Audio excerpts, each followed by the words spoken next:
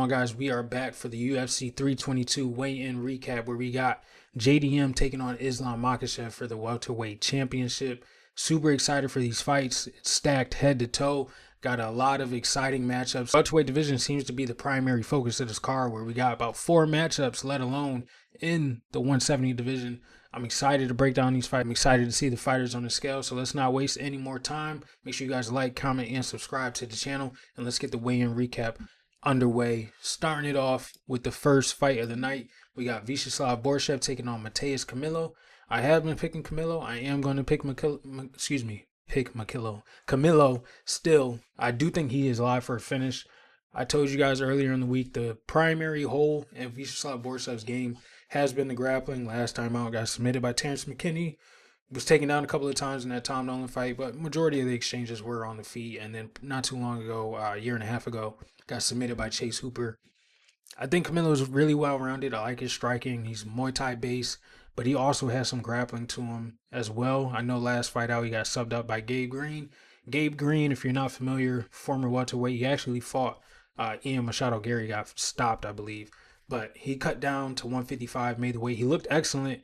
I underestimated how well he actually looked on the scale, and you saw it in the performance. He's actually a really good grappler, so I don't see Camilo having that same type of issue with Borschev. I will say if this fight does go into the later rounds, maybe Borschev could have some success with the striking, but I do think Camilo is live for a first or even a second round submission. So I am rocking with Camilo. I'm going to take him. I think he could get this done submission or decision, but I do lean more towards the submission side. Let's get to the scales. Here's Camilo looking really good.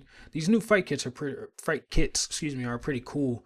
I'm not sure what the design is, but UFC just keeps changing the fight kits, but they're pretty cool. I like what I've been seeing and a lot of the custom shorts as well. But Camilo looks really good on the scale. May weight, no issues. Here's Borschev. I don't know what he had going on, but it was like a weird. It looked like he was stumbling up to the scale and he started dancing after he made weight. It was like a weird vibe coming from him. He's got kind of like a weird build too. It's like a really long torso. I don't know what he got going on. Yeah, you could kind of see it here. He, threw up whatever that was. It was just a really weird vibe from Borschev. At first, it looked like he was struggling to make it to the scale, and then he started playing around. I don't know. May weight, no problems though.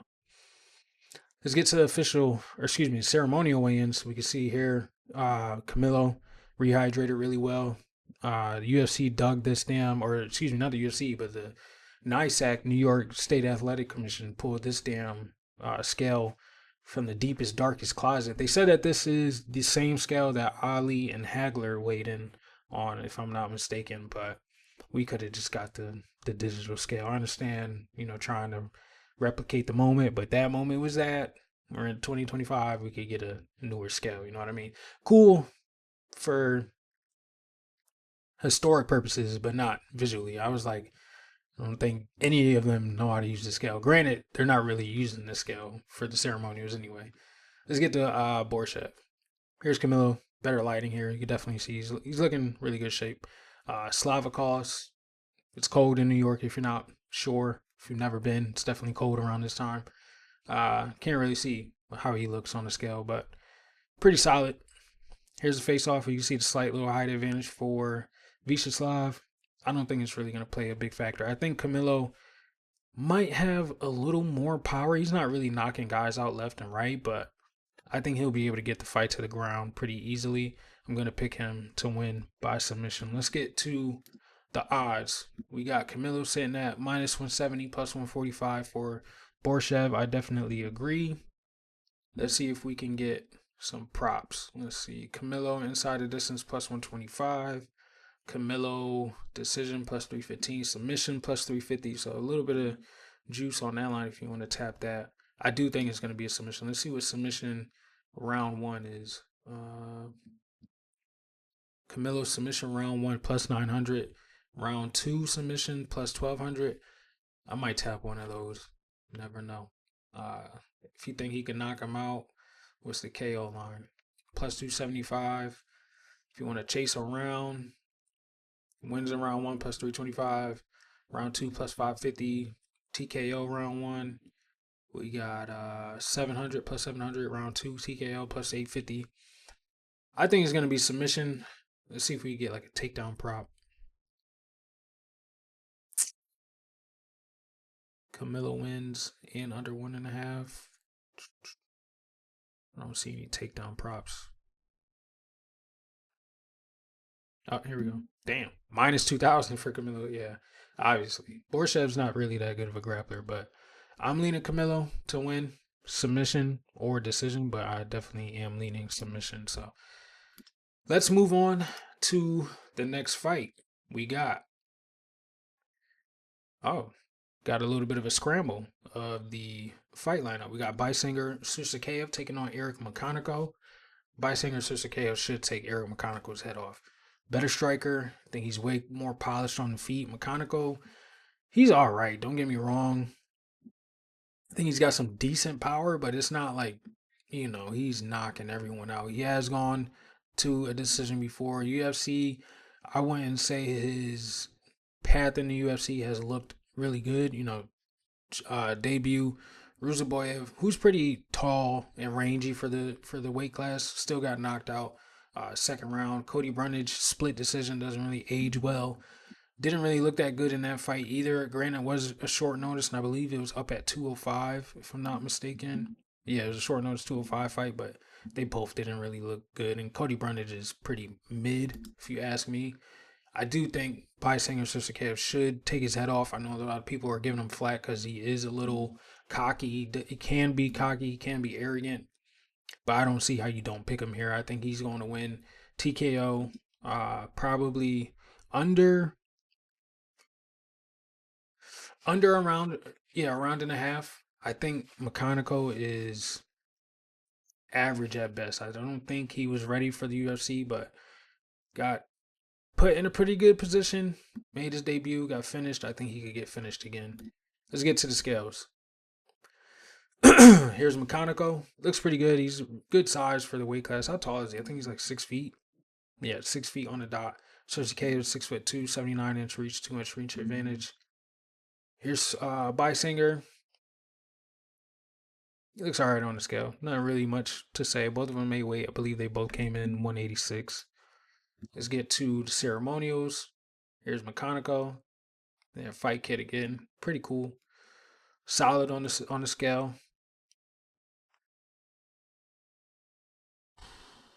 Kind of reminds me of like Jared. Was it Jared Gooden? I think that's his name, Jared Gooden. He used to be a middleweight as well. Here's Beisinger. He looks all right. I mean, neither one of these guys really blow you away. Little distance in the face off, but you can kind of see Beisinger a little bit more rangier. It looks like his arms are a little longer. I mean, they are, but there really was no energy at this face-off, I would have to say, but I am leaning Beisinger to win by finish. He's a pretty heavy favorite, if you're not aware, minus 1,000, plus 700 for McConico. I don't see McConico pulling off the upset. I don't think he's going to be able to hang in there with the striking. I think Beisinger's going to set some really nasty traps, and I think he finishes them inside the distance. Minus 450 for inside the distance for SUSURKAEV. TKO, minus 240. Let's see. Round 1, minus 160. Is there an under half a round prop? Plus 180. I wouldn't chase that. TKO round 1.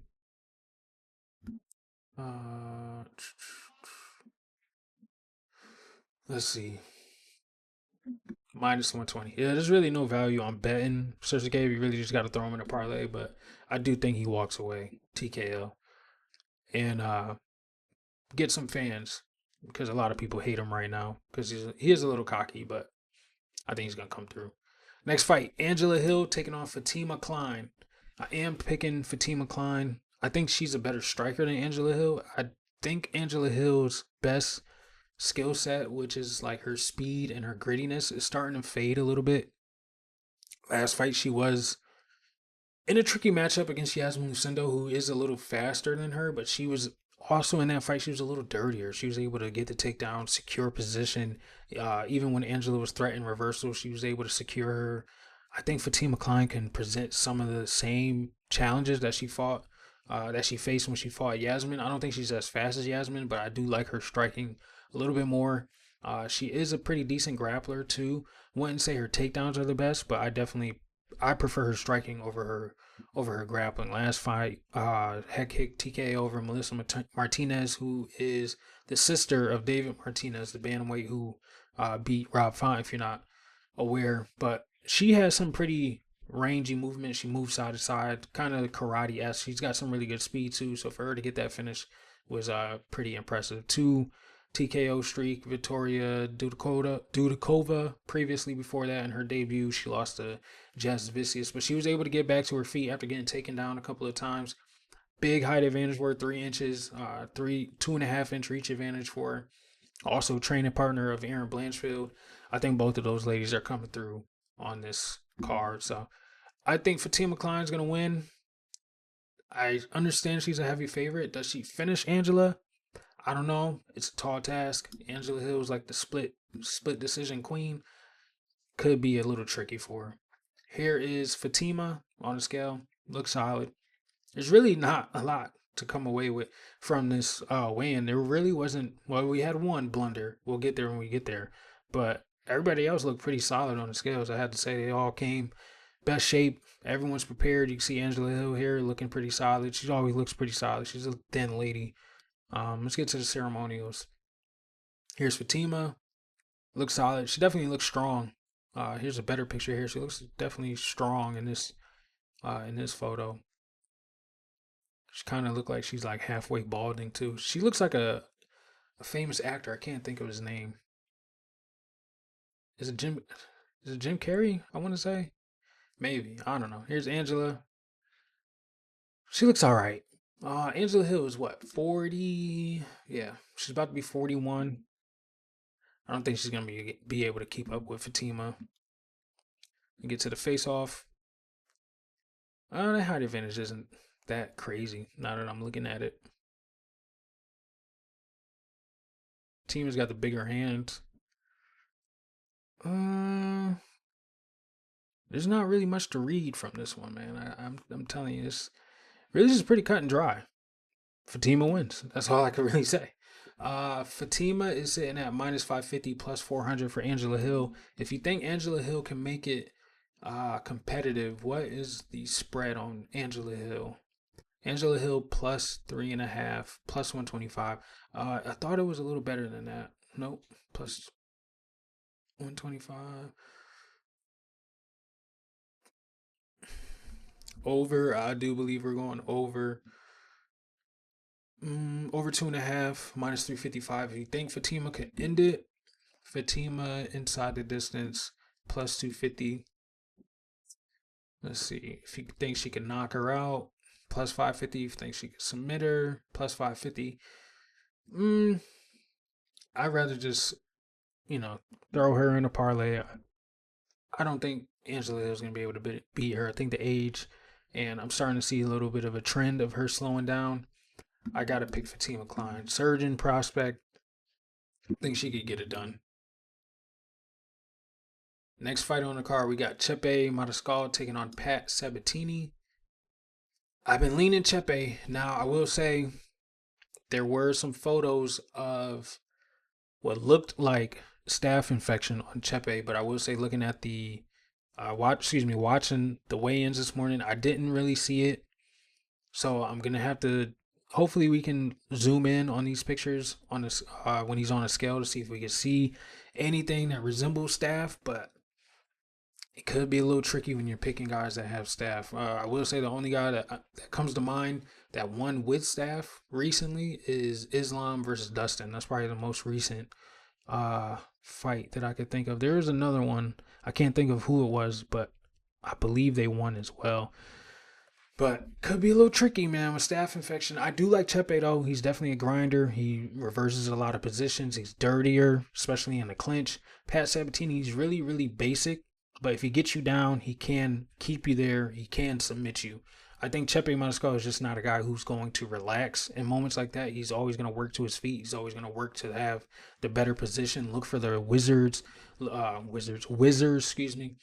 Look for those 50-50 positions. I think majority of the time he will win those unless he's just getting absolutely secured by Pat Sabatini. But I don't think that's going to happen. I think Chepe is going to be the dirtier guy. I think he's going to have the better moments in the fight. I do think it is a close one, but I don't see Pat Sabatini having the better moments. I don't think his striking is going to uh, force Chepe to shoot or anything like that. I think Chepe will win majority of the striking exchanges, especially if it gets dirty. So I gotta lean Chepe Mariscal. I think he's gonna win, and hopefully, he doesn't have any staff. It doesn't look like it, on the scale here, but let's just hope that it's not there at all. He looks pretty solid. Both came in under the 45 limit. I believe they both came in at like 144 and a half or something like that. 145 and a half, excuse me. So, but yeah, Chepe looks good. Pat Sabatini looks really good. He's got like that strong man build, he looks like he can grip really strong. You know what I'm trying to say? Like, he looks like he has a really strong grip. But both of these guys look like they're in phenomenal shape. Definitely ready to get down. Let's get to the ceremonials. There's Chepe. Looks really good on the scale. Definitely looks ready. And again, I don't really see any signs of the staff. I believe it was on his left arm, but I'm not seeing any signs of it. So I'm anticipating 100% healthy Chepe Mariscal. I think he's going to be ready to go. And if we get 100% Chepe, I think he could beat Pat Sabatini again. Here's Pat on the scale. Definitely a strong physique. Definitely looks ready. Definitely looks like he's ready to go. Let's get to the face-off.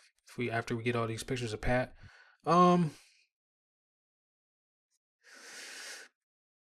Yeah, I'm gonna have to lean Chepe, man. I'm gonna lean Chepe. Pat definitely looks like he's a stronger guy, but I just think Chepe is just dirtier, man. You could be as strong as you want till you got like a dirty guy in there with you, ready to mix it up, not let you relax and use that strength to your advantage. I think Chepe is just gonna be able to not even muscle out of positions, just be nastier. That's really his whole game, man. Just being nasty. I think Chepe gets it done. Minus 102, minus 118 for Pat Sabatini. Definitely a coin flip, but I do like Chepe as the underdog here. I do think we can go over 1.5, minus 360. I do lean to a decision over 2.5, minus 145.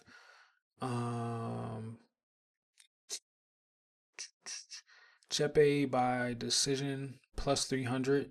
Sabatini decision plus 150. Sabatini submission plus 450.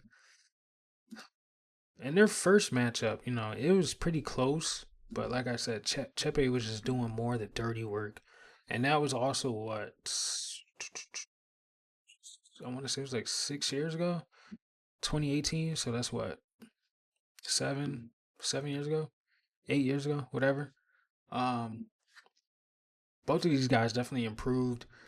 Chepe undefeated in the UFC. We've seen Pat Sabatini crack twice in the UFC against, especially, the Damon Jackson loss. Granted, it was 3 years ago, but seeing what, Chepe was able to do to him, I don't know. Trying not to use MMA math, but I got to lean Chepe in this one. I think he gets it done.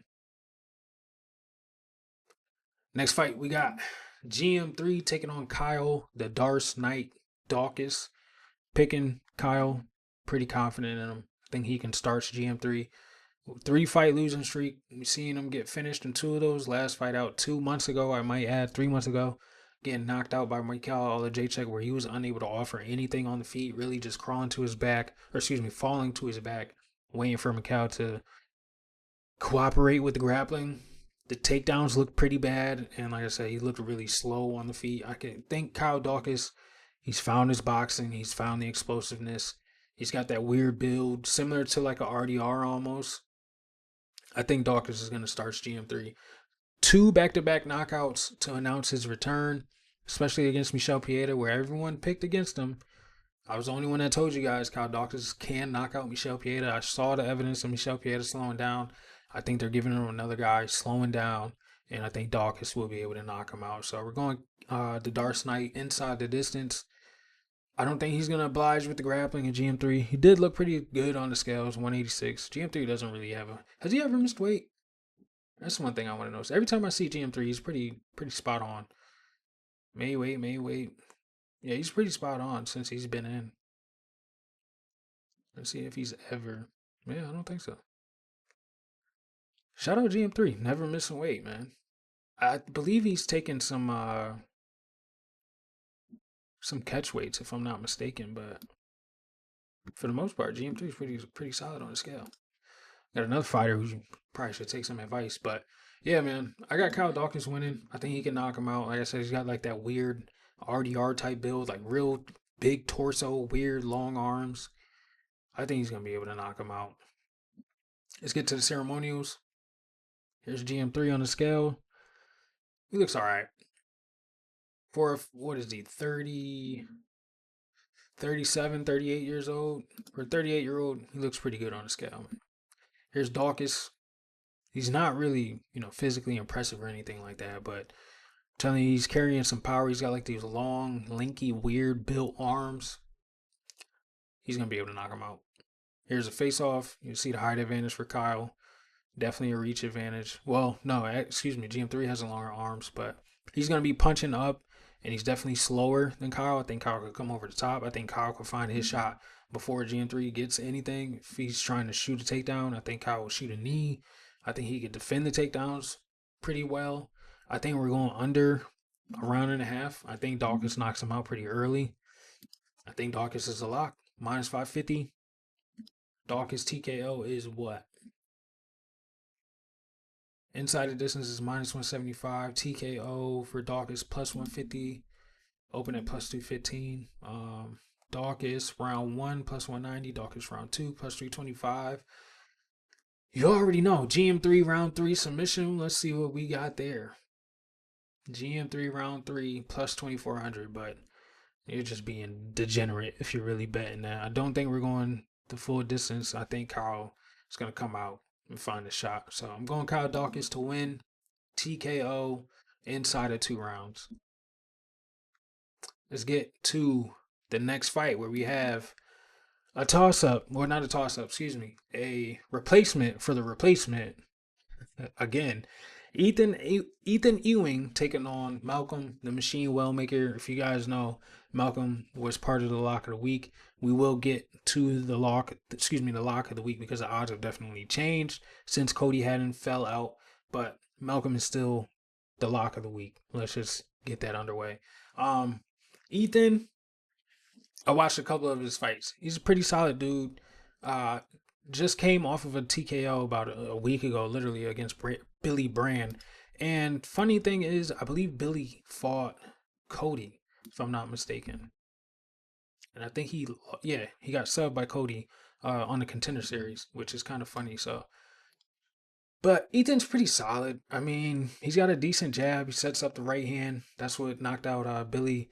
I believe that's what knocked out Verdinez as well. His head is definitely huge. That's one thing I noticed too. It looks like a really big target for a right hand. So I'm telling you right now, Malcolm Wellmaker round 1 KO coming through again. I don't see anything that Ethan presents that can be a danger to him. I do think they'll have some pretty cool striking instances, but Malcolm definitely brings the bigger guns to the battle, and I think Ethan is going to be sleep round 1. No disrespect to the guy. I respect him for stepping in. You guys know I got ties to Malcolm, but bias or no bias, I really didn't see anything that from Ethan that definitely popped off the page to me. There's a lot of guys in the gym that fight similar to him, and I feel as though Malcolm has seen this type of style before time and time again, and I know what he's capable of doing, and I believe he's going to go out there and do it again on the biggest stage, Madison Square Garden. So Malcolm, the Machine Wellmaker, round 1 KO, right hook, left hook, jab, head kick, however you want to name it, is getting done. Catchweight bout. Shout out to Ethan, coming in, making it happen. They both weighed in at the 145 limit, so it's a featherweight bout.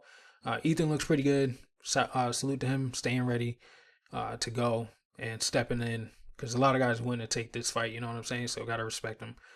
Here's Malcolm, looking pretty good. He was already into his cut, so he was about 143.5. So No, no worries for him. Definitely looks pretty solid on the scale. Let's get to the ceremonial. Ethan came out hyped. I would be too, man. If I got to fight in Madison Square Garden, who cares who it is? They probably gave him a pretty nice check too. Salute to him for making the fight happen. He looks good. He looks ready. 145, of course. He is a bantamweight. They'll probably keep him around for like 1 or 2 fights. We've seen this happen before with guys who take the short notice replacement against, a dangerous opponent. I do think he'll probably get like another fight, and maybe they'll make him and Cody fight. You never know. Cody broke his foot. I don't think you guys heard the news, or if you didn't hear the news, he broke his fight prior to uh, Thursday, so Wednesday night, I believe. Either Wednesday night or Thursday night, he broke his foot. He was probably warming up, broke his foot, hit somebody's elbow or something like that. Things happen. It is what it is. But salute to Ethan. Here's Malcolm on scale. Looked ripped, looked ready. I'm telling you, power in both of those hands. He's gonna make Ethan go to sleep. I can see it now. He looks pretty good. Looks amazing on the scale. Prime for this moment. You can see the energy pouring off of him. He's coming through. Hold on. I gotta support the movie, you know what I'm saying? Gotta come through, show the support. We coming through with another round one TKO. Malcolm Wellmaker. Here's the face off. You can see the size advantage, definitely a larger man than Ethan. Let's see what the reach is. 71.5 to 68. I think, well, I don't think. I know Malcolm is faster than him. I think he'll be able to beat him to the punch. I think he'll be able to beat his face. And Ethan's got a really wide head. Like, let's go back to the scale and look at it. It just looks like a magnet. You know what I'm saying? Like, dude's head is damn near as wide as his shoulders. I think he's going to be taking a lot of damage. I think he's going to get busted up. I think he's going to sleep. Respect to him. I absolutely, salute to him for stepping in. But I'm telling you, he's going to sleep. Minus 410, Malcolm Wellmaker on the money line, plus 310 for Ethan. Under half a round, plus 250. Under 1.5, minus 155. Let's see. Wellmaker, inside the distance, minus 300. Wellmaker, TKO, minus 185. Wellmaker round one, plus 115. Let's see. TKO round one is. Oh, did I already say that? Nope. Yep. Plus 175. So a little sprinkle or something. I don't know. Added in a parlay. But I'm telling you, round one, KO. Again, right hook, left hook, uppercut, any punch that he want. Wellmaker, TKO. Let's get to the next fight. We got Erin Blanchfield taking on Tracy Cortez in another rematch. We got how many rematches on this card? I believe 2, 3. I do think Malcolm, damn. Yeah, sorry, I just read a text message. Erin is the winner. I think her wrestling is a little better. Excuse me, not her wrestling, but her grappling is better than Tracy Cortez. Cortez, she can make things a little dirty. She will try and force the fight to remain on the feet. Her striking, I don't think is better than Erin's. I think she can be faster in the striking, but I think Erin is more of a hunter, whereas Tracy is looking for the counter shots and she's more so on the back foot. But I think Erin is just going to put herself in a better position to stalk Tracy down, possibly get takedowns, and maybe even threaten a submission. So I'm going Erin. I think she can win decision. I'll lean decision, but I will say that a submission threat is definitely there. Let's get to the scales. We got Tracy. Everybody loves Tracy. She's a well-looking young woman. Can't really hate on her. Looks pretty good on the scale. May weight, no issues. Here's Erin. Also a dearly loved woman as well. Looks pretty good on the scale. No issues for either of them. Let's get to the ceremonial. Tracy with those eyelashes again. I think they might go flying, just like what Rose was able to do. She will get dirty though. She's not gonna get dirty. Looks pretty good on the scale. I think they're both gonna be ready to go. Here's Erin on the scale. Looks pretty good. Here's the face off. Tracy got like that classic Mexican blockhead, but I think it's just gonna be a big target for Aaron. I think it's gonna be a whole lot of striking, honestly. Now that I'm really looking at the fight, I think it is gonna be a whole lot of striking. But I think Aaron will be able to force her up against the fence, force some clinch situations, threaten some takedowns, have a little bit of control, and win the fight on the scorecards. Minus 250 for Aaron, plus 210 for Tracy. Line is a little wider than I expected for it to close as or close at. I would have thought it would have been more so like minus 170, but Aaron's trajectory, especially with her being a little younger, is definitely headed towards the title, whereas Tracy is still like a wild card in the division. So you got to go off of momentum too. And yes, Aaron has been sitting for a year, but she was supposed to have that main event against Macy Barber, who had she went to shock or something like that. Not even 2 minutes before the walkout. So it's not like Aaron has literally been shelved. She was training for a fight, was in camp, was ready to go, literally walked out, and then the fight got canceled. But I do think she wins here. Over 2.5, minus 500. I do think we're going over. Aaron, decision is minus 150 if you think she could get the sub, plus 500. If you think Tracy can make it close, let's see what the spread is. Plus 3.5 for Tracy, minus 155. I do think she could probably get around. Probably be a back and forth fight, but I lean Aaron to win. I think she'll be able to get it on the scorecards. Let's get to the next fight. We got Roman Kopylov taking on Gregory RoboCop Rodriguez. Now, I'm gonna take a sip before I do another little breakdown of this fight, because I've been tossing and turning a little bit about this fight. I got to be a little honest.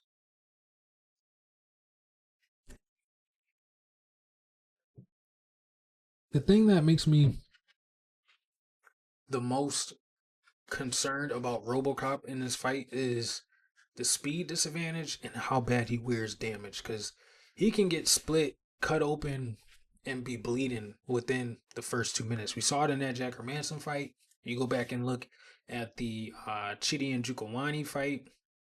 How long ago was that? Damn, that was back in 2022. I just watched it the other day, just trying to look at more, like rangy strikers, long range strikers that RoboCop fought. But he took a knee right down the middle and split his nose wide open. Damn near almost had the fight stopped in that second round because of how bad the cut was. But he just wears a lot of damage, And Kopylov is pretty speedy with the striking. I went back and watched that Chris Curtis fight again. He was landing some pretty good shots, but Curtis was there to bang with him. He was able to keep it in that boxing range for a good portion of the fight. RoboCop can do the same thing, and I think he can implement wrestling, which is why I am picking him. But I would say Kopylov, if he's able to maintain that distance, use those body kicks, and be speedy and long from the outside, can definitely make this a dog fight. But I do anticipate RoboCop being able to close the distance. We saw him do it against COD, who's similar to to a Kopylov. I wouldn't say he's as fast, but he's still a pretty fast athlete as well. I think RoboCop gets it done. I think he incorporates wrestling. I think he'll keep it in the boxing range, and he definitely has the bigger gun inside the octagon when they square off. So I gotta lean RoboCop, but I will say the speed definitely does worry me. So if you're on the Kopylov side, I definitely understand it, but I'm gonna lean RoboCop. I think he can win. I think it's a good spot for him. Here he is on the scale, may weight, no issues. And surprisingly enough, Kopylov is actually older than RoboCop, which is, granted, it's a couple months, but that's kind of shocking to me. When I especially looking at these guys, you would have thought Kopylov was like 27 or something like that, but the dude's 34. Kind of weird. But yeah, both of them may weight, no issues, look pretty good on the scale as well. We know RoboCop is like a huge guy, so look at him on the scale, looks shredded. He looks He's a big dude. I wouldn't want to get punched by him. I'll tell you that much.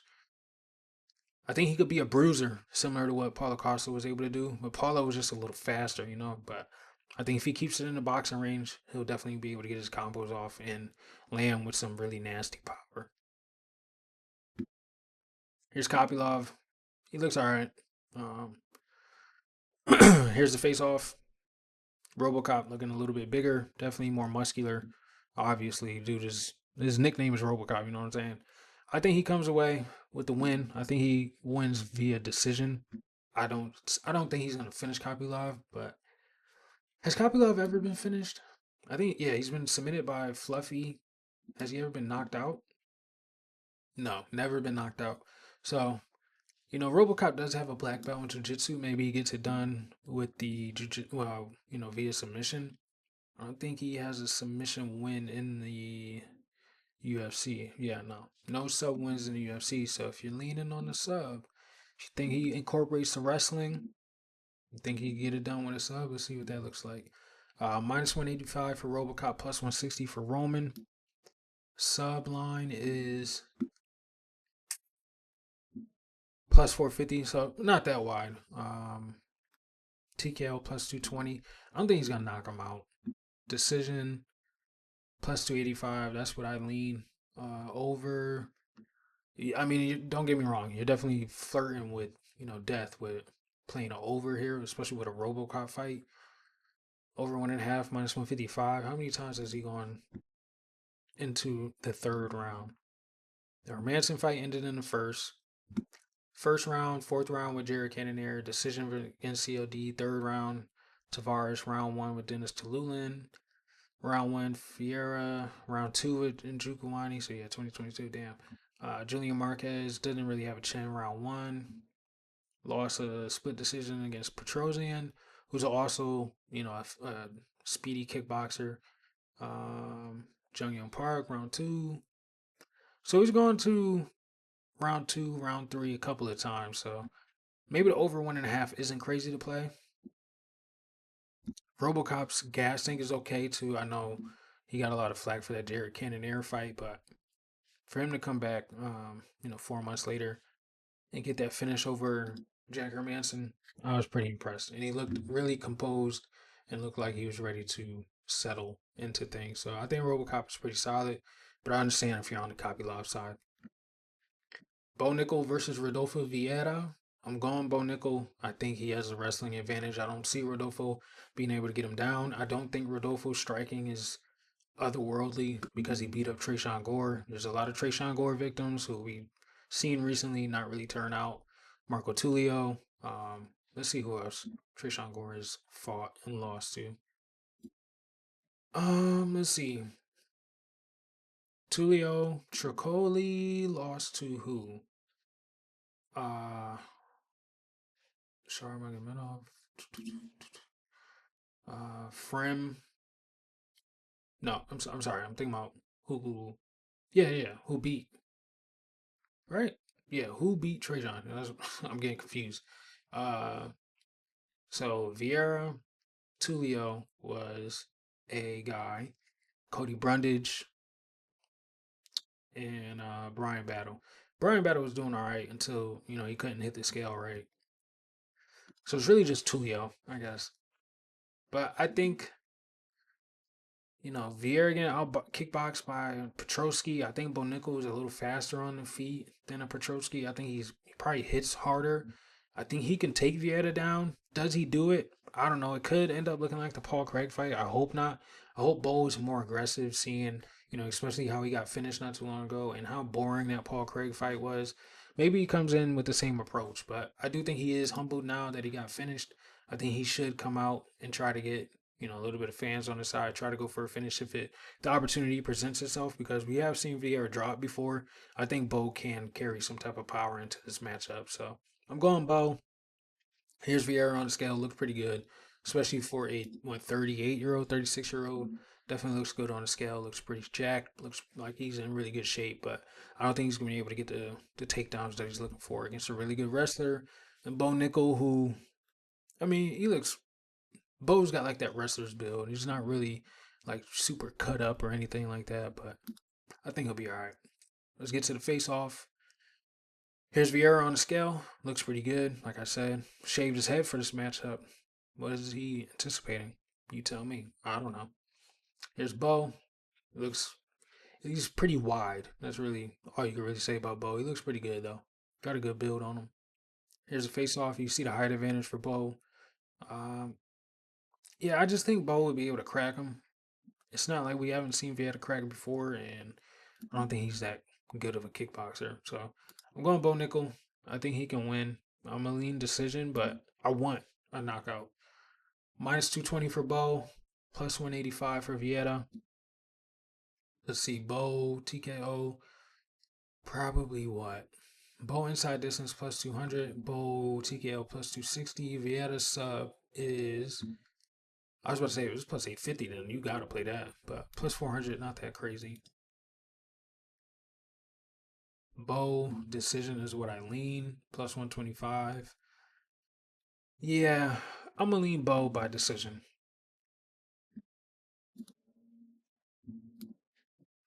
Let's get to the main card opener. If you guys haven't already, make sure you like, comment, and subscribe to the channel.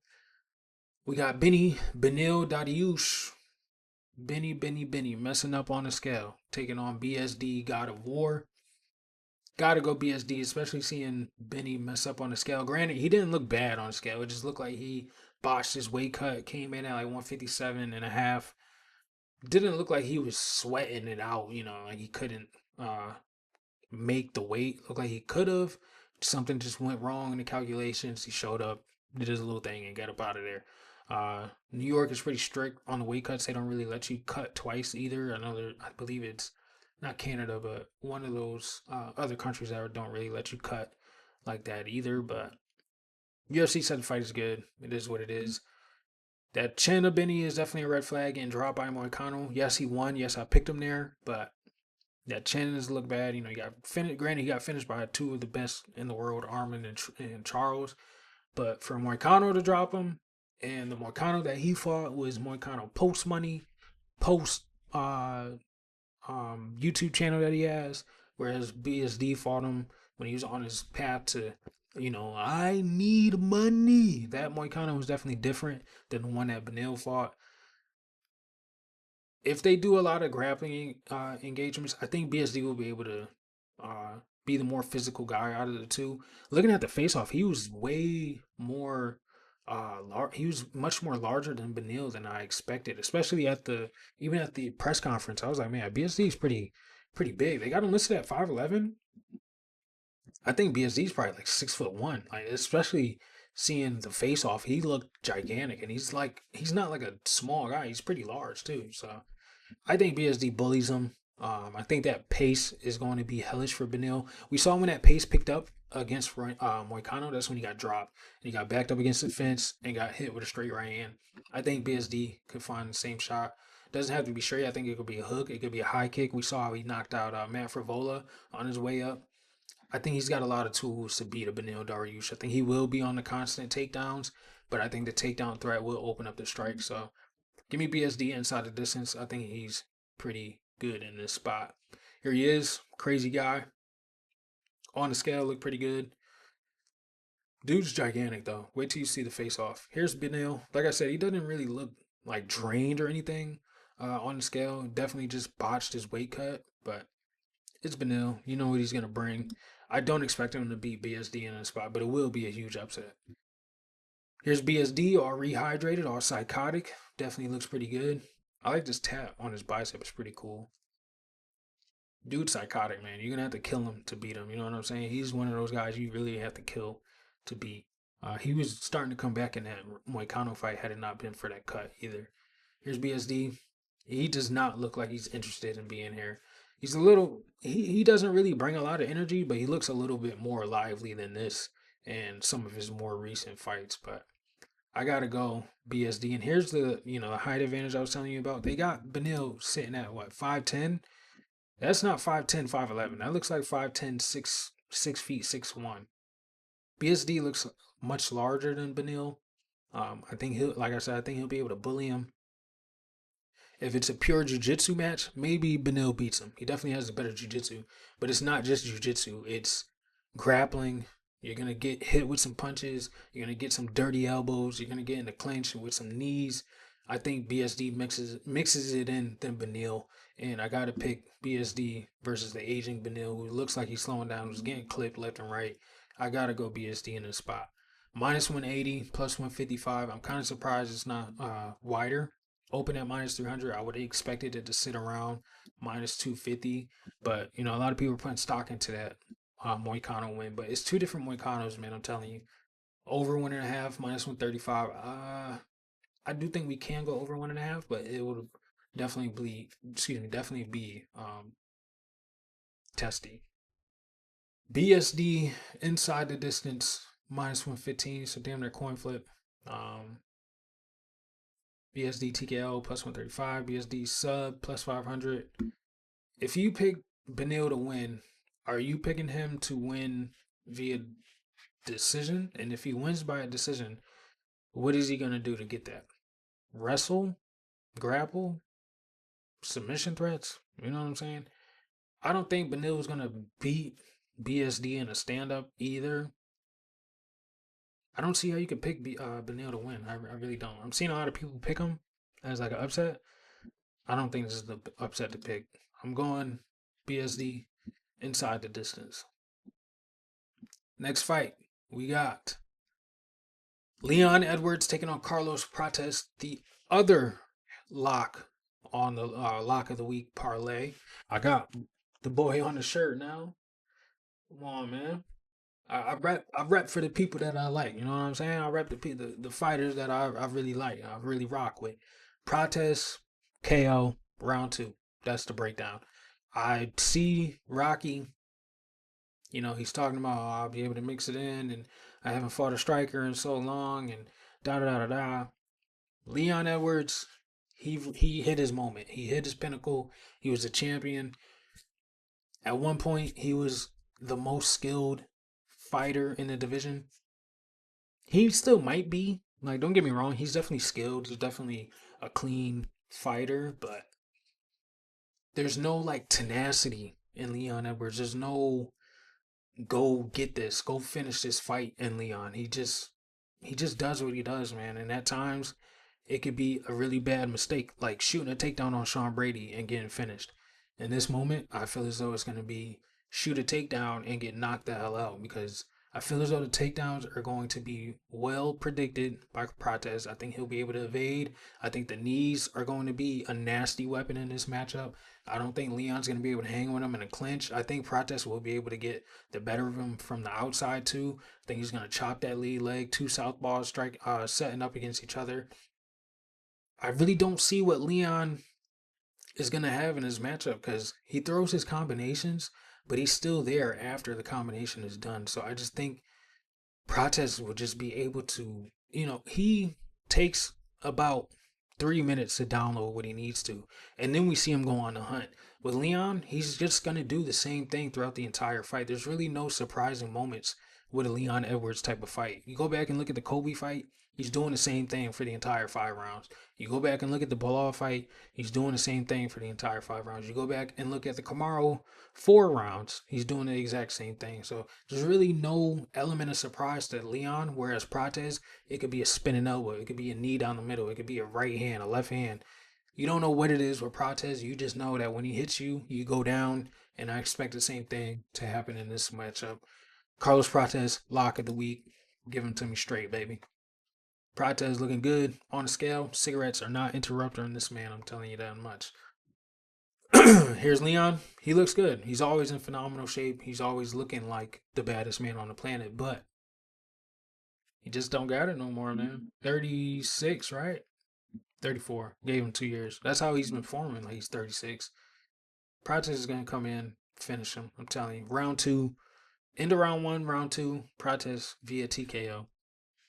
And again, if he wins a decision, it still wouldn't shock me, but I expect Prates to do more damage. I expect him to be the aggressor. I expect him to be the guy winning majority of the striking exchanges and defending takedowns, because I do anticipate Leon shooting a lot of takedowns.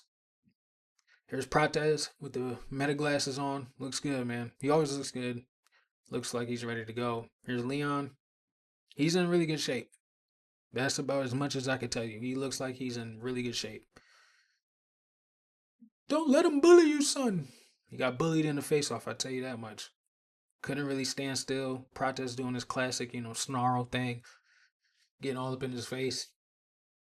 I got Prates via Fatality. Shout out Full Violence for the T, and shout out to Grizzly Co for the Malcolm WELLMAKER T.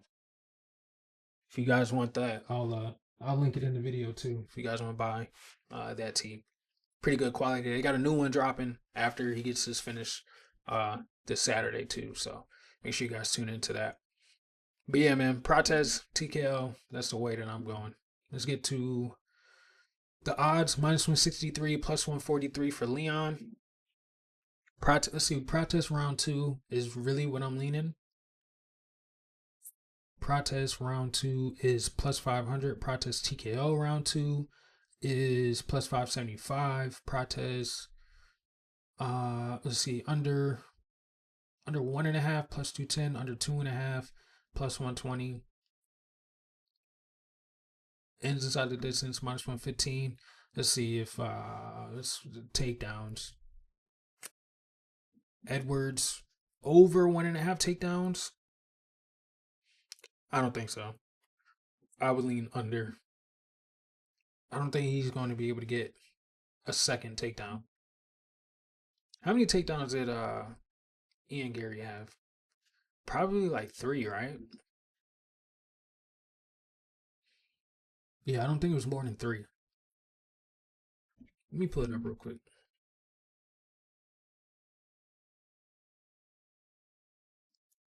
PRATES versus Ian Gary. Ian Gary landed 4 takedowns, 4 for 19. Leon's not going to shoot 19 takedowns, so definitely lean the under in that. Yeah, I'm going PRATES round 2 TKO. Lock it in. Lock of the week parlay. We'll get to the parlays later, so I'll give you guys the updated odds with everything switching up as well. But yeah, definitely PRATES KO. Next fight, feature fight of the night, Sean Brady taking on Michael Morales. I'm picking my boy, Michael Morales. No bias. I just really like Michael Morales. I think the size is definitely going to play a factor into this matchup, especially when you see the face-off. Sean Brady looks like a welterweight versus a middleweight in this matchup. I know everyone is on Sean Brady's side, thinking he's going to take Michael Morales down because he's just an athletic striker. But if you know Michael Morales, his base is definitely wrestling. His takedown defense is 90%.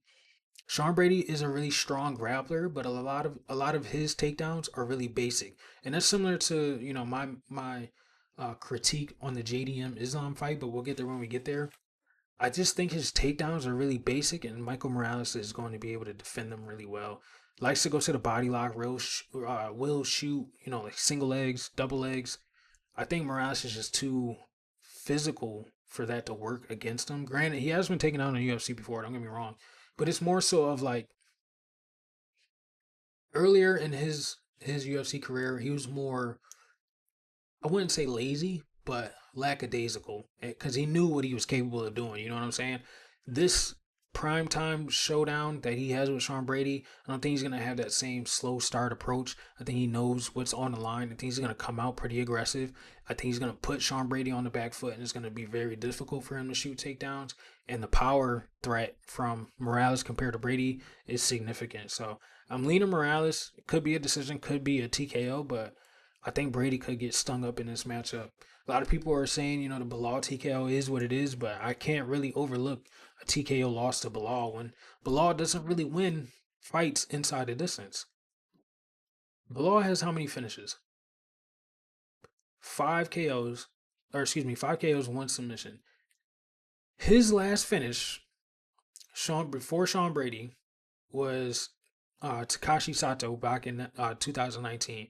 Before that, 2016. So a finish every 3 years. 2019 to what? Yeah, a finish every 3 years. I can't overlook it.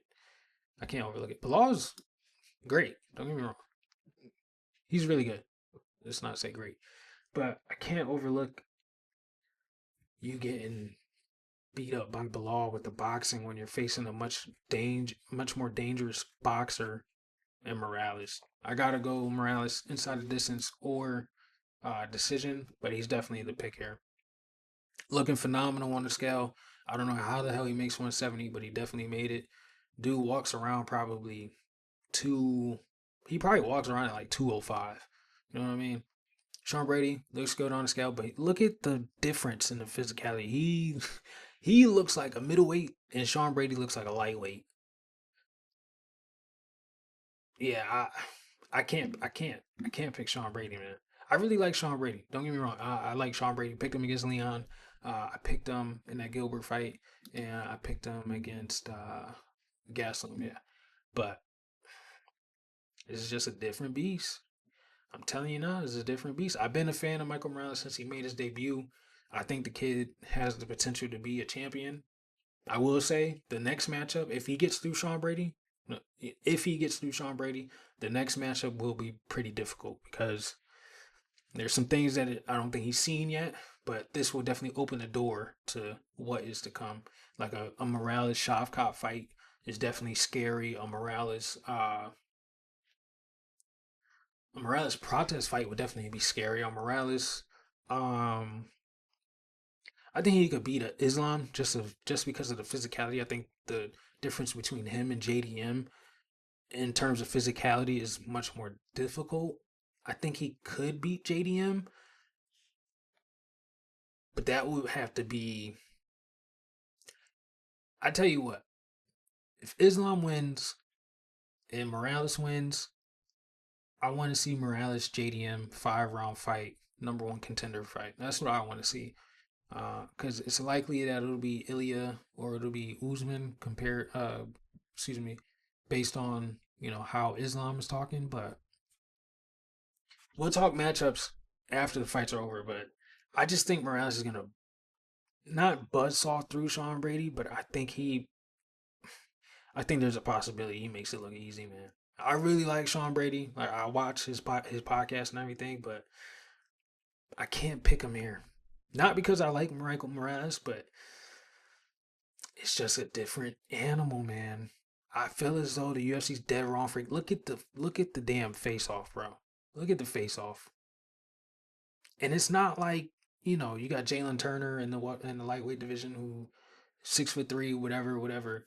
But this just looks crazy, bro. This just looks absolutely crazy. Like Morales looks like he's in a different weight class compared to Sean Brady, and Sean Brady's a pretty big guy. Like his back is giant, but Morales just looks like he's laser focused, he's locked in. I think he's gonna finish Sean Brady. Let's get to the betting lines. Morales plus 112, minus 132 for Sean Brady. How wide of a favorite has Sean Brady been? I think it was against Leon, minus 150. Oh, excuse me. Well, this is grappling. Gilbert Burns, minus 182, minus 125. He was a favorite against Bilal. Michael Chiesa, excuse me, minus 185, minus 210 against Jake Matthews.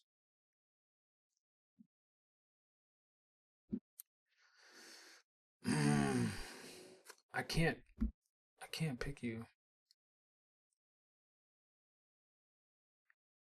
They already got his next fight posted. Hmm. I know, they do that sometimes, but nah, I'm going Morales, man. Let's see. Morales. Let's go Morales decision first. Plus 300. Morales inside the distance, plus 245. Morales TKO, plus 250. If you think Brady wins by decision, plus 200. If you think Brady wins submission, plus 375. I'm leaning Morales maybe round 2, round 3. Plus 800 for round 2, plus 1,000 for round 3. I think round 1, we're going to be able to see the takedown defense. We'll see how Brady handles the striking. If he gets him out of there in round 1, man, statement made. But I do lean Michael Morales to get it done. I think Sean Brady. Morales said that, this fight was offered to him a couple months ago. Took a minute for him to accept the offer. The fight got accepted about 4 weeks ago. I don't know, man. I think Sean Brady was a little hesitant for a reason. I think they screwed him with this matchup, but sometimes you got to go through the most dangerous thing, and it's definitely Michael Morales right now, in my opinion. If it wasn't Morales, I think if Shavkat was ready, then a Sean Brady Shavkat fight definitely would have made more sense. But yikes, I think Morales could starch him, man. Let's get to the co-main event of the evening. We got Valentina, the Bullet Shevchenko, taking on Zhang, the Magnum Wei Li.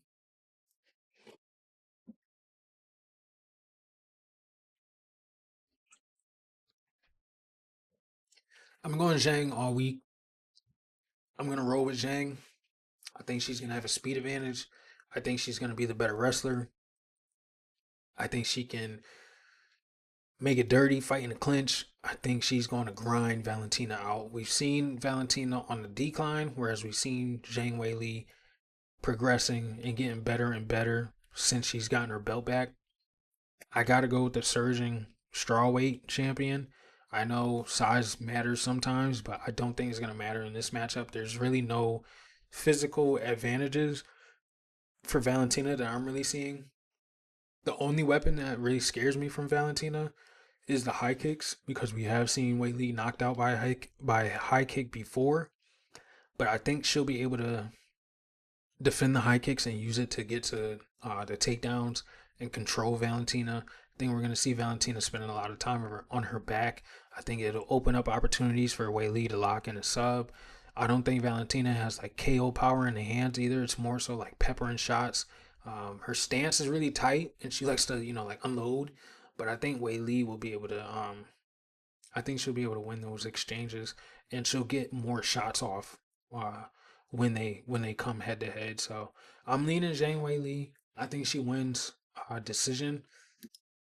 I just think it's going to be a really intense fight because of how skilled both of these ladies are. But this is definitely a phenomenal fight. Definitely a really good co-main event, especially for a female fight. It's going to be better. Trust me, it's going to be better than Dern and Jandy Roba. Miles ahead. Both ladies look really good on the scale. Zhang Weili came in at 124 and a half. Valentina made weight, no issues. One thing that's really thrown me off with Valentina is these damn glasses she's wearing. We'll see it in a second. But here's Weili at the ceremonials. She looks really strong, man. She's really strong. Don't let her size, don't be underestimated by her size. She looks really good on the scale. She's definitely super strong, though. We saw how she was able to dominate Tatiana Suarez. She's such a sweetheart of a human being, man, but she's definitely fierce in that ring, and I think she's going to be able to beat Valentina. Here's Valentina with these glasses, like I was telling you about. I don't know what it is, but she was wearing them at the press conference too, and it's just like throwing off everything that I could read about Valentina. I've never seen her wear sunglasses at a face-off, and for her not to take them off, it just threw me all the way off.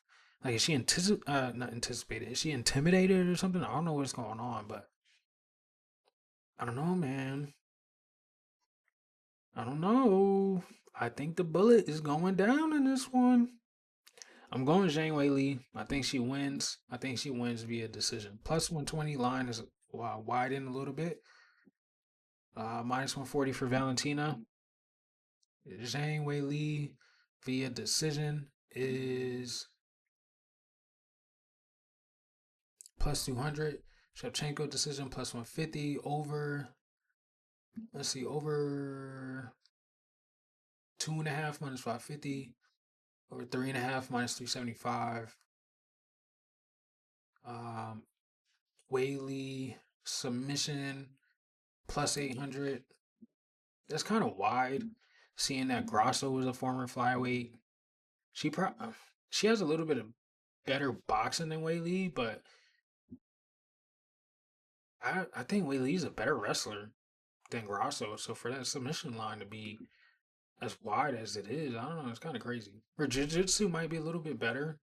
She trains with Diego Lopez, but we've seen Wei Li get some subs in the UFC, man. I don't know. It's kind of crazy. 8 wins by sub. She subbed Janan. She subbed Carla. She subbed Aguilar. And this was prior to the UFC, but Yeah, she's got a couple subs in UFC. Valentina, yeah, the only lost to Alexa. I think Whaley's live for a sub, man.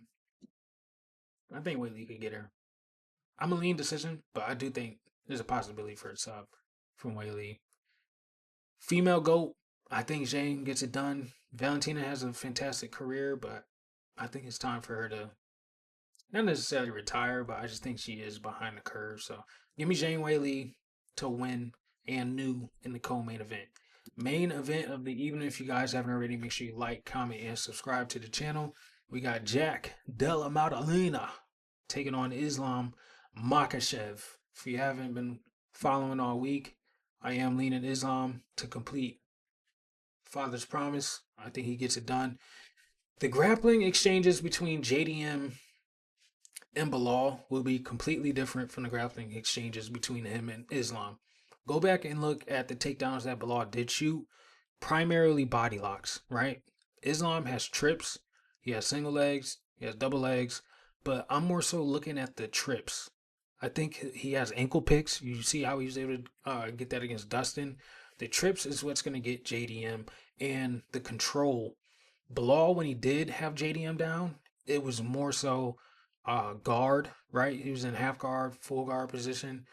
Islam, if you're rolling to get back to your feet, he's going to tie the legs up. He's going to get that far wrist, pull it under you so you can't, build your base. There's things that Islam does that Bilal does not. And I think that's what's going to be the difference in this fight. I'm going back and looking at the JDM Gilbert Burns fight where Gilbert was able to follow him when he was scrambling. Granted, he got finished, when he did, and JDM did break his arm in that fight. But I'm looking at how Gilbert was able to control him. Does he have better jiu-jitsu than Islam? Yeah, possibly, right? He has a more wide array of tools as far as submissions go, whereas Islam, it's really, gilly, rear naked choke, dark choke. Those are his go-tos, I would say. But I think the control from Bilal and Gilbert is just leaps and balances apart. I think Islam is going to look at that far wrist. If he does, if JDM will be able to get back to his feet, don't get me wrong, size, strength, but I think he's going to tire himself out, work himself out. I think it's going to be a hellish fight. I can see JDM having some really good striking moments, but I just think Islam's going to come in and do what he does, man. He can strike with him. I will say if we see Islam backing up, it will be a bad sign because JDM will go to work. He will let, 4-shot, 5-shot combinations rip. And I love how he digs to the body on each of his combinations. Like he'll throw a 2 up top, throw a hook to the body, throw another 2 up top, throw a jab to the face, then go back downstairs with the left hand. He rips combinations better than I've seen a lot of people in the UFC, but I think Islam, I don't know, man. It's just that the control is really what's throwing me off, and I think a lot of people are sleeping on that. Like, yeah, Bilal, was unable to do what he did or get the takedowns, and he primarily striked with JDM, but Islam's control is just completely different than Bilal. I don't think the game plan for Bilal was to go in there and strike with JDM. I think he did that because he wanted to prove a point himself. I feel as though his coaches told him, like, yo, mix it in, and he just wasn't listening. If you go back and watch the fight, actually, they were telling him to mix it in, and he just wasn't doing it. I think there were more opportunities for him. He just didn't, have that tool of the wrist control, secure the legs, wrap the ankle up. He didn't have those tools available to him, and Islam has been preparing his whole life for this moment. He's got one of the best coaches in his corner in Habib. I gotta lean Islam. The fan of me wants JDM to starch him. Don't get me wrong. I like Islam, but he's definitely not one of my favorite fighters. I like JDM more than Islam, but I don't know, man. It's not necessarily a tall task because he definitely can. But Islam is just one of one, man. He's a phenomenal fighter. This has definitely got a lot of implications on it because who's gonna be next in the welterweight division? The welterweight division could get a little, you know, stagnant. We got a good problem on our hands now. As before, there wasn't enough welterweight contenders. Now we got too many. There's a lot going on. Ilia Topuria in the mix. But I'm gonna lean Islam, man. Initially, my first thought when this fight was announced was JDM knocks him out, right? But then I started doing more thinking. I'm like, yeah, but Law really just did that just to do it. That wasn't the game plan. That's not what he should have done. That's not what he was supposed to do. And I'm looking at him like Islam was probably like, you damn dummy. Thanks, thank you for showing me what not to do, even though I already knew what not to do. So I'm gonna lean Islam. Let's get to the scales. I know I've been talking your head off, but I don't know, man. I gotta go. I will say, looking at the physicality difference between the two, JDM definitely looks like, yo, this dude is jacked. He's ready. He's ready to knock this motherfucker out, and he definitely looked like it at the press conference and at the weigh-ins. But JDM definitely looks like he cut to 170, whereas Islam was just like, hey, I can make it 170, no worries. Um, but yeah, JDM looks like he's ready to go. Like definitely, whoa, watch out for this guy. Let's get to the ceremonials. Here's Islam. Got the new fight kit on. Looked ready. Kept the shirt on. Here's JDM. JDM looks, he looks like he means business, bro. He looks ready to go. Look, fist cocked and loaded already. JDM means business. He's ready to rock, man. You can see him here. He was ready to, he was really tense at the face-off. He was like jumping, ready to go. But to me, it just, I don't know, it could be a telltale of like hesitancy. You know what I'm saying? So Maleen Islam, look, just stoic, stone cold killer. He's seen it all before. If JDM does it though, I'll definitely be thoroughly impressed. It's not that he can't, but I'll just, he really just did that. I'm gonna lean Islam though. I think Islam wins. I think he's gonna have the better moments. Excuse me, he's gonna be able to control. And I think he does get the sub. I'm gonna lean round 4. I think he gets it done. Dark stroke round 4. Islam swole a little bit. Minus 305, plus 255 for JDM. Let's see. Islam fight to end in round 4 plus 850. If you think he gets it done earlier, round 1 plus 400, round 2 plus 500. Over 2.5 minus 225. It's probably something that I would look at. 3.5 and 4.5. You're definitely flirting with fire. JDM inside the distance plus 300. Makhachev plus 125. JDM decision plus 650. Makhachev decision plus 200. JDM TKO plus 390. Makhachev TKO plus 600. Makhachev sub plus 155. What's Makachev's sub round 4 plus 950?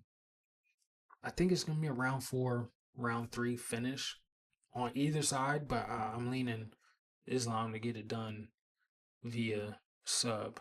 Now, like I told you guys, we got some mix up with the parlays because of everything that happened, with Cody Haddon falling out. So I do have the parlays for you guys, the updated parlays. So let's get into the parlays, the updated parlays that I got for you guys. And here they are now. We got Kyle Dawkins, Bo Nickel, the safety play, minus 123.